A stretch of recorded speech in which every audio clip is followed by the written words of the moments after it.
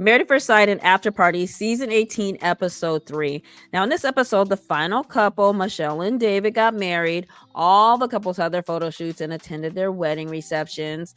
On Afterparty, Keisha had Chi-Chi, the man whose name I struggle to pronounce, Camille, and David. Hi, I'm Tamara, and this is Tamara Lynette Tells. So, question for you. The spoilers for who says yes and no on decision day have been leaked. I think it's too soon to share it, but if you would like me to make a special video just to drop those spoilers, let me know in the comments, and if I get like 50 likes, I'll create a video. In the meantime, let's get into this episode.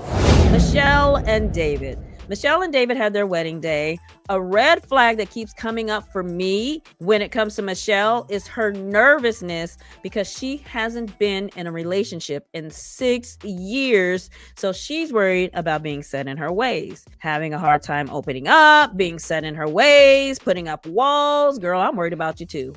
All of this feels like the beginning ingredients for some drama. They both seem relieved after seeing each other. During their wedding, the part where the officiant tells Michelle what David's family wants her to know, they said David is a mama's boy, living in his parents' basement, and a mama's boy. If that don't scare her off, I don't know what will. I mean, here's the thing. There's nothing wrong with him trying to save money or whatever by living with his parents. However, when you go on a show like this, the other person is looking for someone who is established, has a good source of income, settled into their own independent life, and the only thing missing is a committed relationship. I'm sure she could easily find someone who lives with his parents and is a mama's boy on Bumble. She didn't need to go on this show for that. In any case, they kiss at the altar, and that was that. Now, after the wedding, when they sat down to chat, he said he smokes cigarettes. She said, that's gross. To the confessional cam, he said he's willing to quit to not lose that pretty face. Like, the more he talks, the more he seems to set himself back with Michelle. I mean, he's being open, but he needs to pump her up with a lot of the good qualities first before he overwhelms her with his questionable ones. But instead, he kept going. He told her he lives at his parents' house. She winced and said, oh my God, that's crazy. I bet she was thinking, no, they didn't just set me up with a mama's boy that lives in his parents' basement who smokes. Now, considering how much it bothered her, I thought she did a good job of keeping her reaction pretty low key. So this is what he said. For 3 years, he lived in a 2,500 square foot empty bar that he turned into his condo. Then he said, we decided to sell it. Then I moved back home to see what I was going to do. And here we are now. She said, crazy. So about that bar, if you watch my first video about this cast, I told you that his family owned a sports bar called Family Bar. After owning it for 22 years, it closed in 2020. Unfortunately, they didn't make it through the pandemic. So based on the timeline of when the bar actually closed, it sounds like he moved into this bar while it was still operating as a bar. From what I was able to gather, his parents owned the bar and he worked there as a bartender. I mean, he said we decided to sell it, we being his parents, I presume. I'm wondering if he's ever lived on his own where his parents didn't have a hand in supporting him. Anyway, an after party, he blamed his nerves for the reason he overshared with Michelle, but he figured if there was anything negative she felt that they could work on it. Now, Keisha asked if he could do anything over in that moment, what would he have done differently? He said he'd let the moment play out and enjoy the wedding and enjoy the moment rather than put it all out there. I mean, I get where he was coming from, not wanting one of his friends or family members to tell her about his living situation. He'd rather her hear it from him. But on the other hand, they can only invite something like 20 people to their wedding. Just tell your guests not to mention it to her. Let me tell her when the time is right. But then on the other hand, they really shouldn't have picked a mama's boy who lives in his parents' basement for someone who is judgy and has a high standard for who she dates. At least that's how her friends described her. To the confessional cam, Michelle said she doesn't love how he lives with his parents. She is very focused on that, but trying not to make that her only focus. She's trying to chill. When she sat down with his parents, she asked them about being roommates with David. Roommates is what she called it. So are they okay with him living there? Or have they been trying to push him out, to leave? To me, it sounded like they were trying to downplay the situation to make her feel comfortable. The mom said, he's ready to go, but he stayed this long to help us out. Now, we didn't hear her say how he was helping them, but she was trying to spin it to sound like they were benefiting from him living there with them. Maybe they are benefiting in some way, but we haven't heard him say he's helping his parents out by living in their basement. Meanwhile, her friends went pretty easy on David.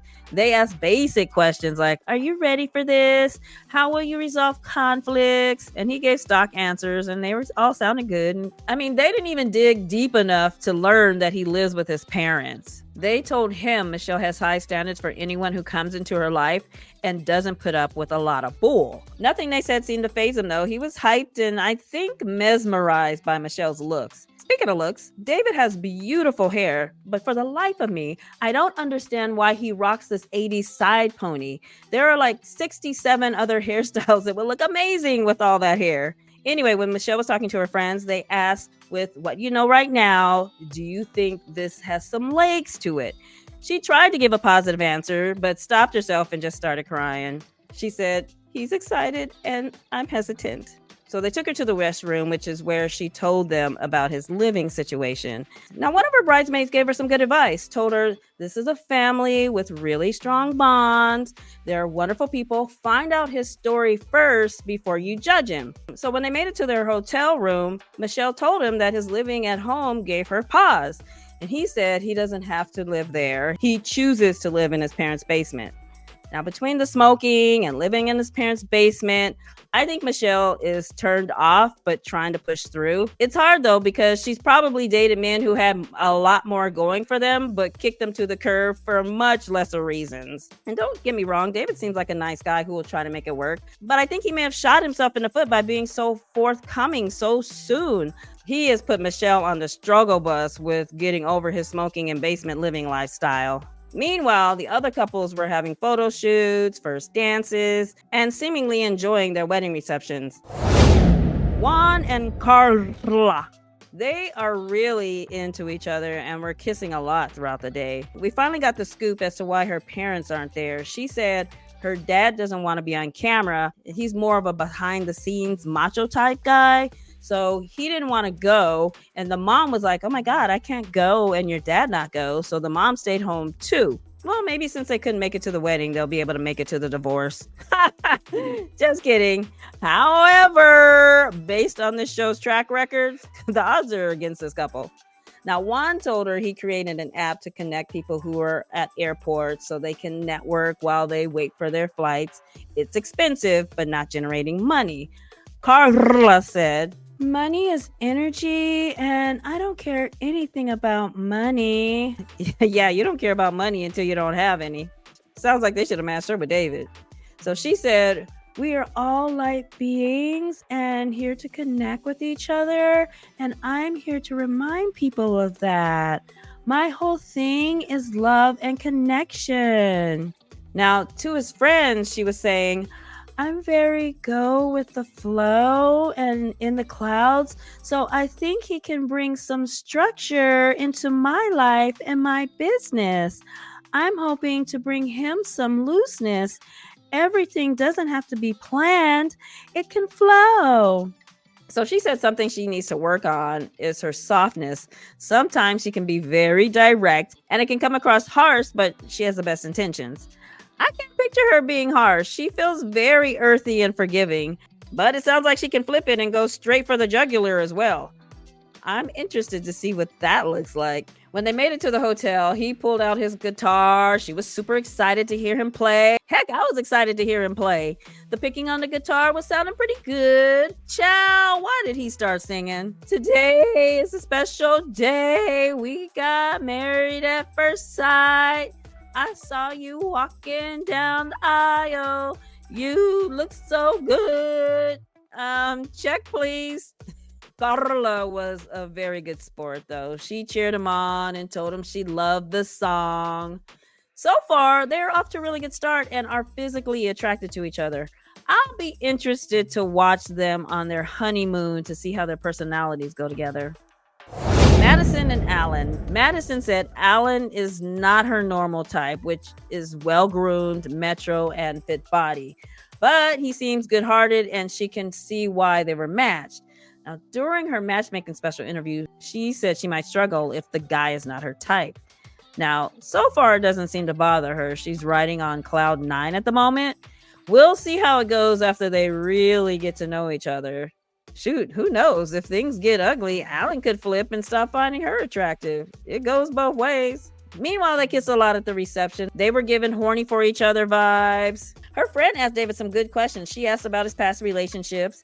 He said his last one, which was about a year and a half ago, he thought would be his last relationship, but it turned toxic. He'd hear, "Where are your gas receipts because you are 8 minutes late getting home?" What we didn't hear is if he did anything to make her lose trust in him, or was she super jealous the entire time and he tolerated it for too long? The friend asked, "What have you done to heal from that relationship, or do you think it will come up in your marriage?" He said he's a huge advocate for mental health. He went through a lot of counseling and therapy. I like that he went to therapy. I'm interested to see how he carries himself in this relationship, even though the previews show him taking his anger out by beating up some kitchen cabinets over there. So when they made it back to the hotel room, he crawled into the bed with some broccoli panties his mom bought him when he was 7. Just kidding. They were pretty funny, and it showed that he has a sense of humor. Madison thought it was hilarious. I wouldn't be surprised if they are the first couple to have sex. They look like they're ready for each other. Camille and Tom. Camille said she's feeling less nervous because he seems to have a good head on his shoulders. She feels like he's someone she can be safe with and he'll protect her. But then he told her about his 9-year relationship, which was 4 years ago. His inability to commit made her nervous. Girl, welcome to the club. We are all nervous about his inability to commit. Now, to the confessional cam, he said he's been reluctant to commit in the past, but has done some work on himself and committed to Camille, and he thinks his dad would be proud. He seems sincere in this moment. I really hope he didn't come on the show to play games. But to add salt on the inability to commit wound, Tom told Camille's friends that he cheated on the 9-year relationship lady. Say what? Were there multiple women? A lot of different times? Was it a full-on relationship? I have so many questions that we didn't get to hear answers for. In any case, he said it was a low point in his life and he went to therapy for 6 months after. When her bridesmaids told Camille about him cheating, she was calm and asked if it happened in the beginning, middle, or end of the relationship. Not that it excuses his behavior, but the timing can kind of make a little difference. They said it happened towards the end. He had already checked out, but hadn't found a way to tell his girlfriend. Now, on Afterparty, Camille said she was trying to keep an open mind about the situation, which she appeared to give him grace in that moment, at least. Tom's brother told Camille that Tom can be closed off, which could be an issue in a marriage, and encouraged her to open him up. The dude is 41 years old. That's grown man status. He needs to know how to be open on his own. Don't put that on Camille. Now, the brother added that their dad was tough and a military man, which in their house meant they weren't encouraged to show their emotions. Now, I really like Camille so far. She took all of this negative information in like a champ. As for Tom and even David, this is the dating pool. It's made up of humans, and humans are flawed. So as much as we or I complain about the people they pick, it's difficult to find single men and women who have all their ducks in a row and don't have something in their past they'll regret. Emem and Chi-Chi. There's something about Chi-Chi's energy that I just can't put my finger on, but it feels a little closed off. I don't know if he has a wall up or he's not really feeling the way they tape the show, or maybe he's not into Emem, or maybe the cameras aren't catching him smile or relax. But it looks like he could do without this situation, even though he applied to be here not once, but twice. Now, during the reception, everyone gathered around the piano. Now, while they were waiting for something to happen, Emem's friend leaned into her and said, "That man was praying for you. Did you hear that? He was praying for you every day." Emem said, "I know, but he didn't even know you. Wait till he find out." Now, on Afterparty, Chi-Chi said that particular friend was there already, meaning drunk. He said all night she kept coming over to him and touching him on his arm to tell him they were going to be amazing. He was like, "Okay, let me go get away from you." Anyway, Chi-Chi's friend sang a song dedicated to Emem. The man had a nice voice. On Afterparty, Chi-Chi said he toured with this guy for years. Now, if you saw my first video about this cast, Chi-Chi is a musician who has toured with various R&B celebs. So he told his friend a long time ago that he needed that song sang at his wedding whenever he got married. The friend wrote the song, and he flew from Germany to sing it at the wedding. So then Chi-Chi hopped on stage, grabbed the microphone, and repeated some of the song lyrics. Baby, you do that thing. Something about the way you walk. Something about the way you talk. You do that thing. Now, an interesting tidbit we learned when Emem sat down with Chi-Chi's friends. One of them told her that Chi-Chi was madly in love a long time ago, and she broke his heart. Now, that made him pull back in general and decide to not go all in with his future relationships. Red flag. Now, meanwhile, Emem's cousin interviewed Chi-Chi, and I like this cousin. He was not holding back, but again, Chi-Chi felt closed off, like only giving 2 or 3 word answers to the questions, like as if he was in the witness protection program and not trying to give away his true identity or something. The conversation went a little something like this.